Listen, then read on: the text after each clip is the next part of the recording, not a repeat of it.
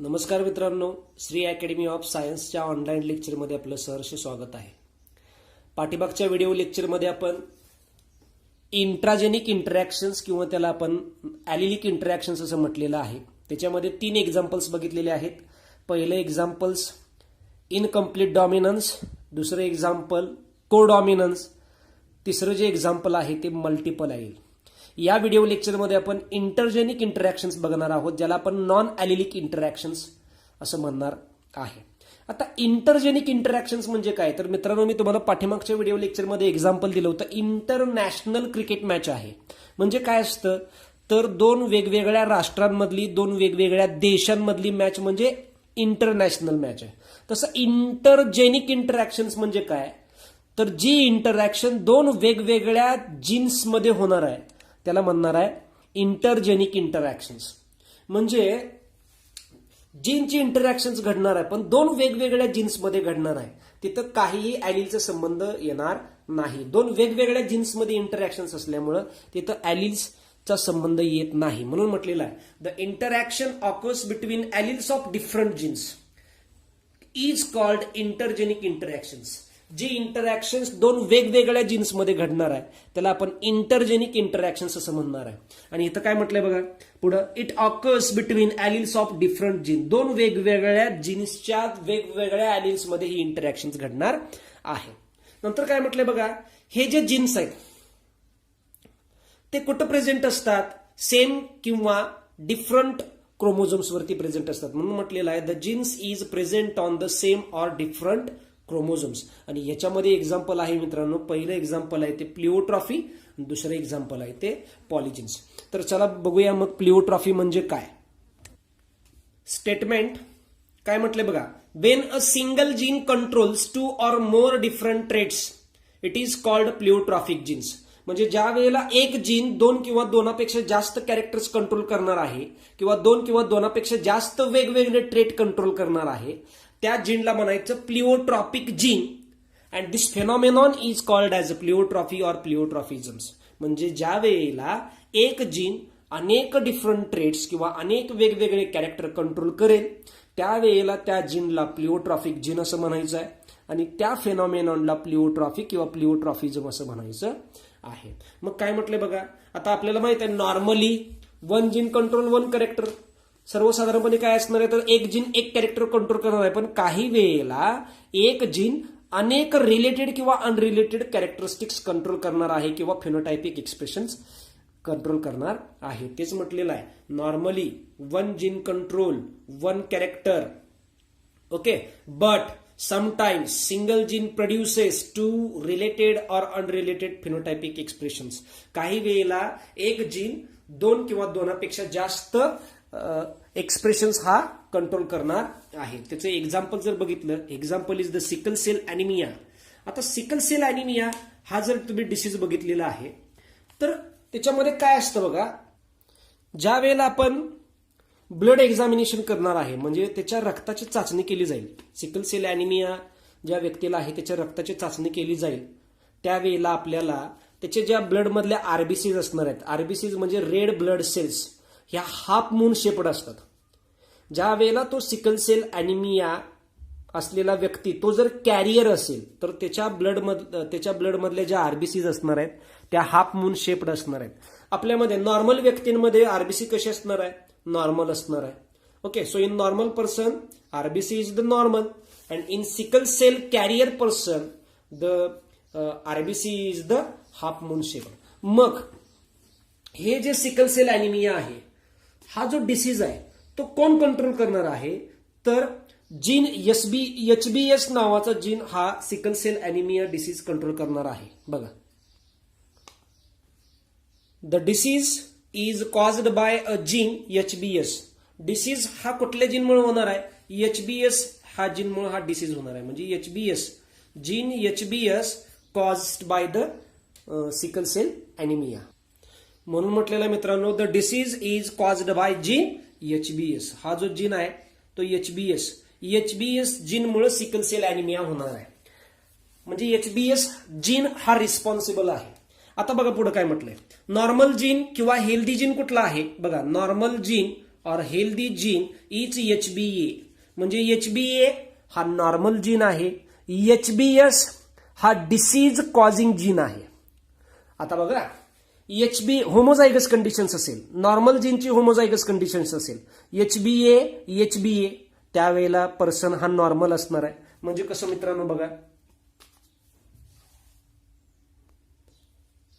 हा HbA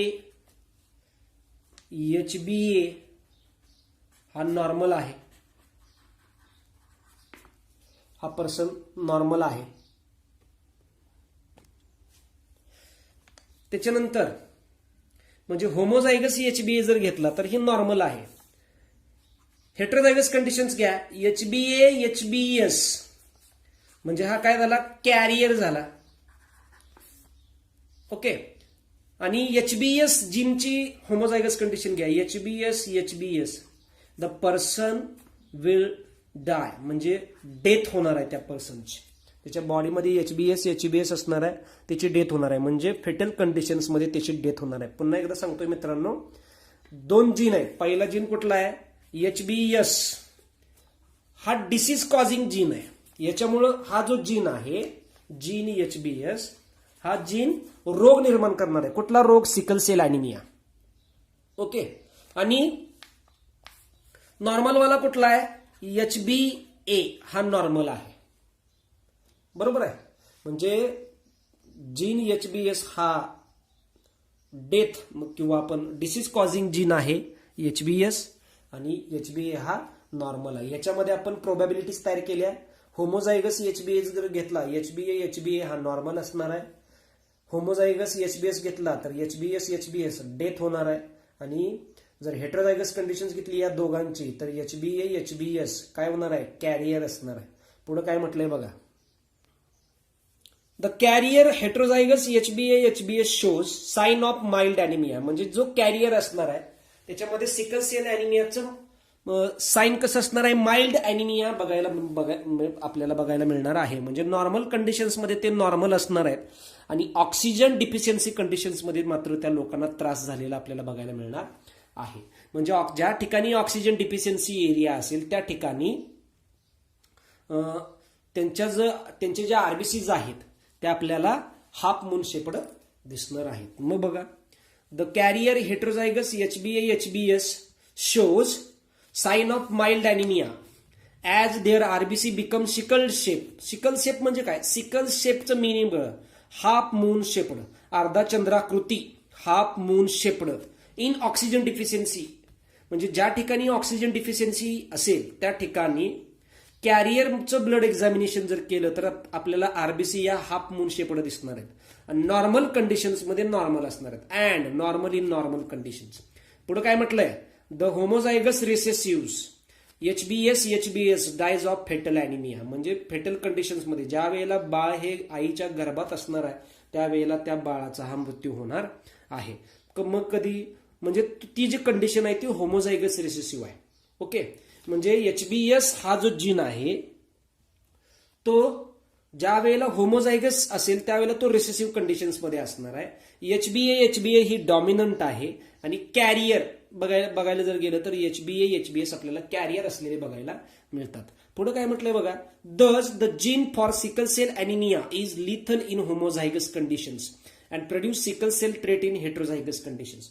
म्हणजे तुम्ही जर बघितलं मित्रांनो तर HbS हा जीन ज्या वेळेला होमोझायगस असेल, म्हणजे HbS HbS असेल त्यावेळेला तो लिथल जीन असणार आहे. लिथल जीन म्हणजे काय, the gene which causes death of barrier. म्हणजे असा जीन जो आईच्या गर्भाशयात बाळ असतानाच त्या बाळाचा मृत्यू होणार आहे, त्याला आपण लिथल जीन असं म्हणणार आहे. ओके. मग कधी, ज्या वेळेला HbS हा होमोझायगस कंडिशन्समध्ये असेल, म्हणजे HbS HbS असेल, ज्या वेळेला HbA आणि HbS असेल, म्हणजे HbS हा जीन हेट्रोझायगस कंडिशन्समध्ये असेल, म्हणजे कंडिशन्स कुठली आली, HbA HbS असेल त्यावेळेला मात्र तो कॅरियर असणार आहे. मग बघा, 2 different expressions are produced by a single gene and this is example of pleiotropy. म्हणजे एक जीन 2 वेगवेगळे एक्सप्रेशन्स तयार करणार आहे, त्याला आपण प्लिओट्रॉपी असं म्हणणार आहे. म्हणजे कसं एक्सप्रेशन्स तयार करणार आहे मित्रांनो, पुन्हा एकदा सांगतोय, HbS हा जीन आहे, हा जीन HBS आहे. ज्या वेळेला हिची होमोझायगस कंडिशन्स असेल म्हणजे HBS असेल त्यावेळेला याला लिथल जीन असं म्हणायचं. लिथल जीन म्हणजे काय? The gene which causes death of barrier. Okay. ज्या वेळेला हेट्रोझायगस कंडिशन्स असेल HBA असेल त्यावेळेला हा मात्र कॅरियर असणार आहे. म्हणजे हा one generation to next generation हा डिसीज कॅरीज करणार आहे, म्हणून याला कॅरियर असं म्हणणार आहे.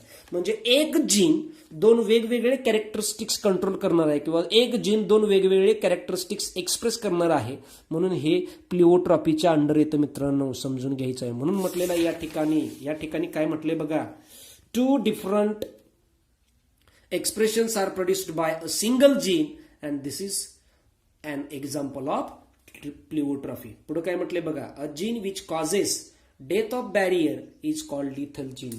ज्या जीनमुळे बॅरियरची डेथ होणार आहे त्याला लिथल जीन असं म्हणायचं आहे. So the gene which causes death of barrier is called lethal gene. मग एक्झाम्पल्स बघूया मित्रांनो. क्रॉस, पॅरेंट, क्रॉसमध्ये parent female is crossed with male, दोन्ही फिमेल आणि मेल हे जर कॅरियर असतील म्हणजे पॅरेंट्स फिनोटाईप घेतला female, sickle cell carrier is crossed with male sickle cell carrier. Sickle cell कॅरियरचे जिनोटाईप काय येणार आहेत? HBA-HBS is crossed with HBA-HBS. त्याचे गॅमेट्स काय पडणार? HBA-HBS, HBA-HBS. मेलचे काय पडणार? HBA-HBS. आता आपल्याला जनरेशन घ्यायचं आहे, मग काय करायला लागणार बघा, सिंपल स्टेप्स आहे. On crossing with the help of checker board, त्याचं क्रॉसिंग केलं आपण चेकर बोर्डच्या मदतीने, म्हणजे याचा याच्या बरोबर, याचा याच्या बरोबर, याचा याच्या बरोबर, याचा याच्या बरोबर, तेच क्रॉस केलाय पण आपण चेकर बोर्डच्या मदतीने केलाय. मग मेलचे गॅमेट्स घेतली ती HBA-HBS, फिमेलचे गॅमेट HBA-HBS. पहिल्या स्क्वेअरमध्ये प्रोबॅबल क्रॉस बघा, HBA-HBA नॉर्मल पर्सन आला, दुसरा HBA-HBS कॅरियर आला, तिसरा HBA-HBS कॅरियर आला आणि चौथा HBS-HBS. इथं लिथल जीन तयार झालेला आहे, त्यामुळं इथं डेथ होणार आहे, त्या बॅरियरची डेथ होणार आहे. म्हणजे फिनोटायपिक एक्सप्रेशन्स काय आलं मित्रांनो, normal as to carrier as to death ratio is 1:2:1, पण एकाचा मृत्यू होणार आहे त्यामुळे त्याला पकडायचा नाही. देअरफॉर द रेशो इज 2:1 और 1:2. हे एक्झाम्पल आहे. मग ह्या एक्झाम्पलमध्ये असं काय आहे मित्रांनो की आपण दोन कॅरियरचा क्रॉस करू शकत नाही. बघा, the marriages between 2 carrier will produce normal as to carrier as two sickle cell anaemic children in the ratio 1:2:1. Okay. मग ज्या वेळेला आपण दोन कॅरियरमध्ये मॅरेज करू, दोन्हीही मेल आणि फिमेल हे कॅरियर असतील, सिकल सेल ॲनिमिक कॅरियर असतील, तर त्याच्यामध्ये रेशो तयार होताना कसं असणार आहे? 1:2:1. कसे असणार आहेत? नॉर्मल, कॅरियर आणि सिकल सेल ॲनिमिक चिल्ड्रन किती असणार आहेत? 1:2:1. सिकल सेल ॲनिमिक चिल्ड्रन ह्याची डेथ होणार आहे. So sickle cell anaemic die, so the ratio of carrier to normal is 2:1. म्हणजे खऱ्या अर्थानं सिकल सेल ॲनिमिकची जर डेथ झाली तर रेशो काय येणार? 2:1 येणार आहे. त्यामुळं कॅरियर कॅन बी, आता कॅरियर कसा ओळखायचा तर त्याचं ब्लड एक्झामिनेशन करायचं. Carrier can be identify microscopic examination of blood.